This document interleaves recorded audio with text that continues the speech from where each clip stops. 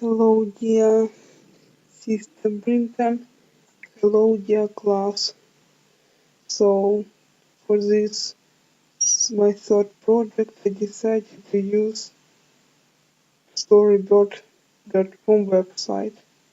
So I decided to create kind of the children's book, but a story for the adults.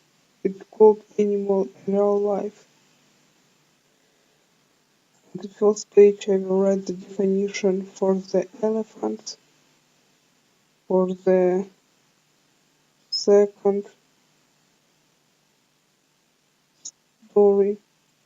On the second page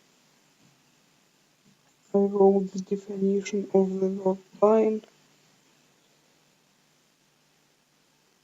and on the third definition of the horse, on the fifth definition of the panda, and on the fifth definition of the zebra, and on the sixth definition of the bear.